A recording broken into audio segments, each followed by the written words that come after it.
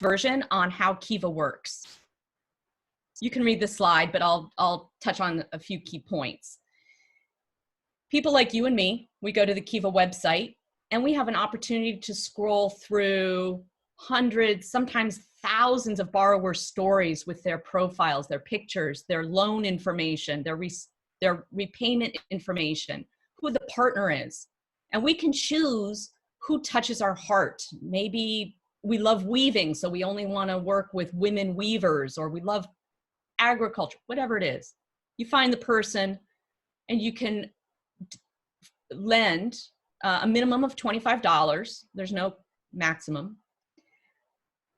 Once you lend that money, let's say it's a $3,000 loan, you get 100+ people making that loan. It gets funded within a month. The person has time to repay it. And every month, you get money put back into your account at Kiva.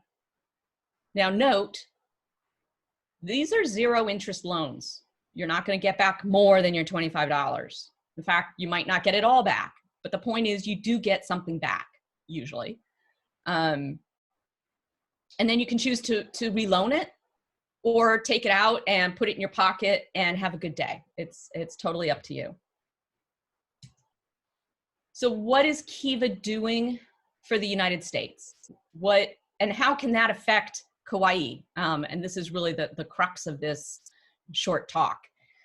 When COVID-19 hit, Kiva went into action and decided that the parameters that we had set up for Kiva US borrowers needed to be expanded and fast. So we're accepting as many applications as people can send in to qualify for a loan that we've increased the amount to $15,000 from $10,000. And there's a grace period. It's currently up to 6 months, so that they have until, I think, November to start repaying that loan.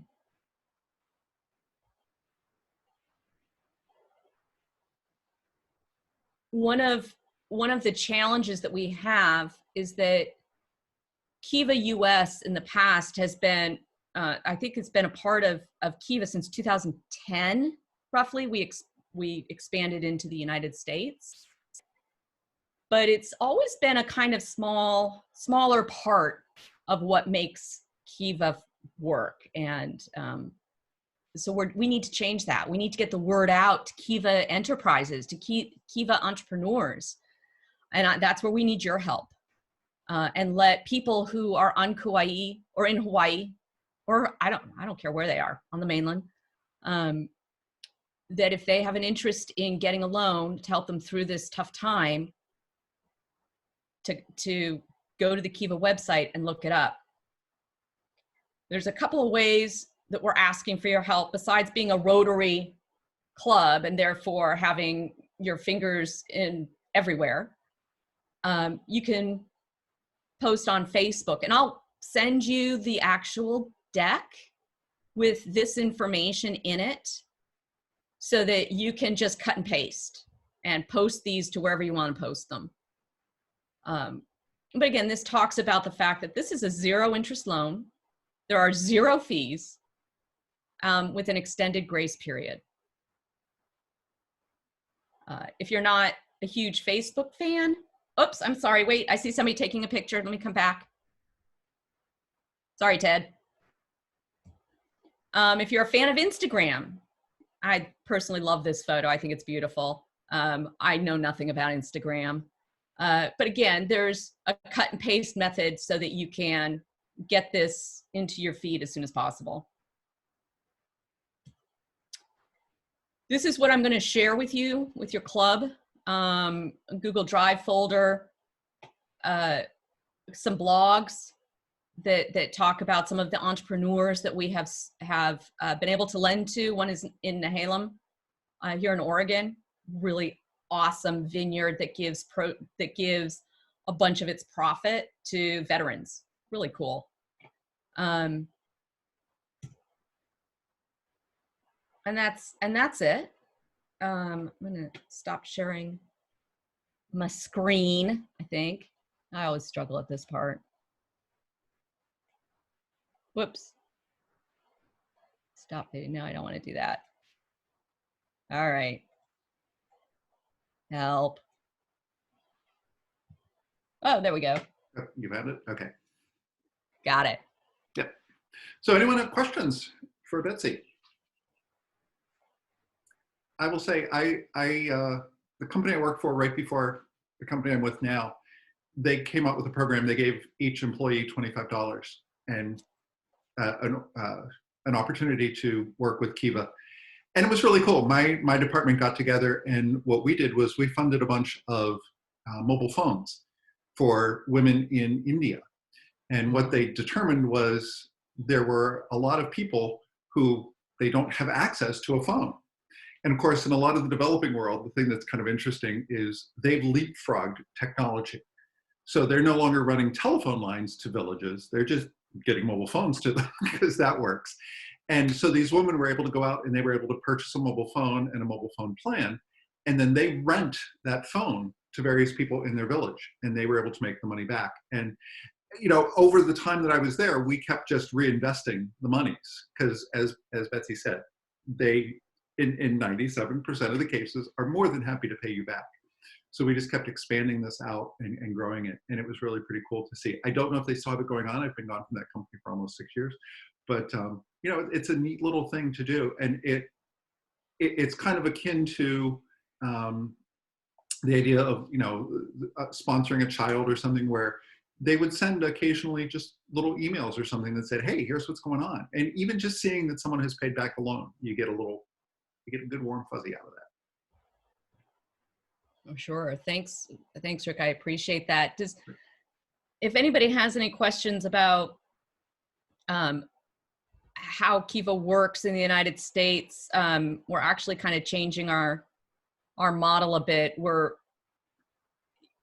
are going to be hard, right? Globally, when you figure that you've got these very, usually very poor borrowers who are doing what they can to step up in the world and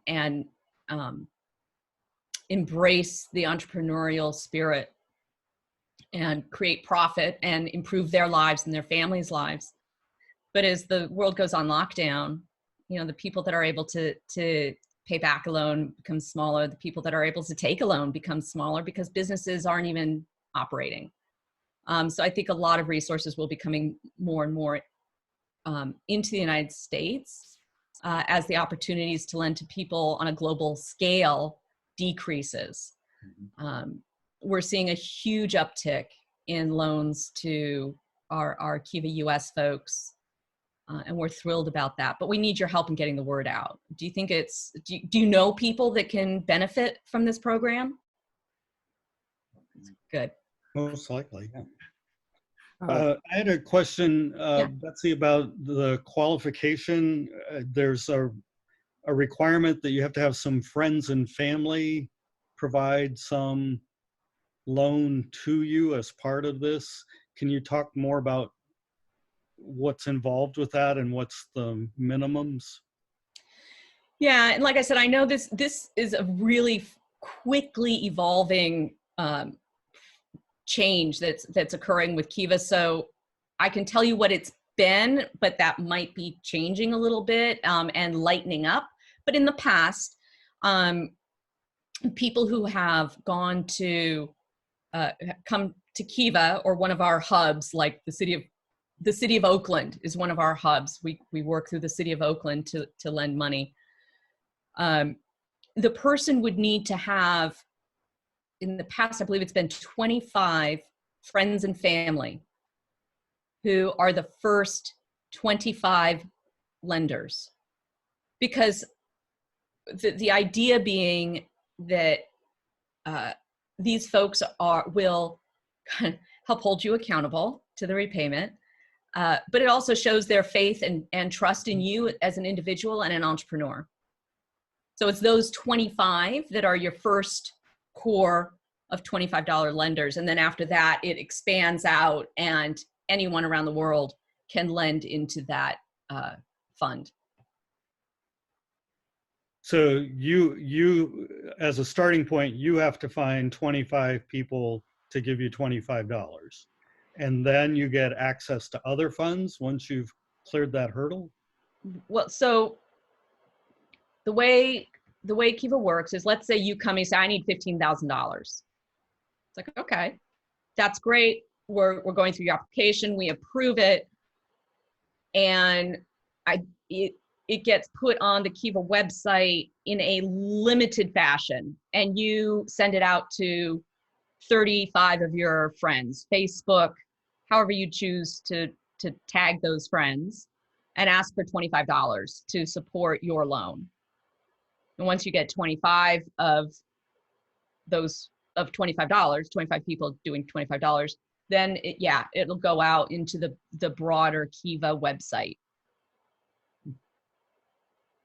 Again, this is really fluid, and they might have scaled those requirements back just because it might be a little challenging right now to find 25 people with $25.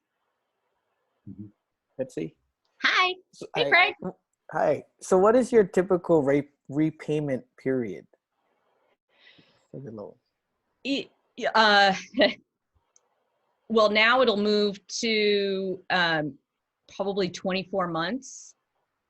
Kiva usually requests that it's not less than a year, because usually the faster the turnaround, the harder it is for people to repay, because they just don't have that profit margin to start repaying the loan right away. So at minimum, it's usually a year. Well, now we're giving this 6-month grace period. So it might be longer. It can be up to 36 months. It really depends upon the individual and what the agreement is with Kiva.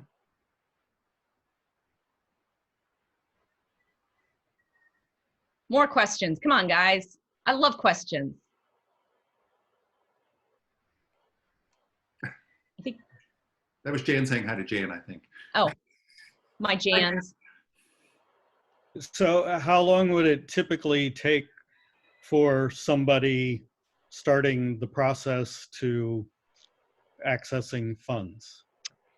They're working really hard right now to try to minimize that. We've brought in more people from various areas to work on that issue. I know they're trying to keep it under 2 weeks. A lot of it just depends on the flow. I mean, thankfully, we've been flooded with applications, but we're trying to also be wise about getting repaid. I will say, just for kind of an interesting moment and also transparency, the country that has the lowest repayment rate is the United States.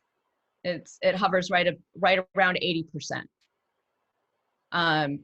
So I don't want people to think that, oh my God, this is 97%. That's a great repayment rate. That's what I can expect in the United States. Not quite true. It's lower. I know. Any other questions, folks? Rick, should I send you the deck, or? You can send it to me, sure, and I can get it shared out to everyone. That'd be great. And so that we recorded. I didn't get the whole thing, but I jumped in right. I think it was right after the video, so we got a lot of this recorded. So awesome. To your mom and dad as well, and they can. Okay. They can. Yeah, Rick, I'll look forward to that deck. Yeah. I know people who might be able to be helped by what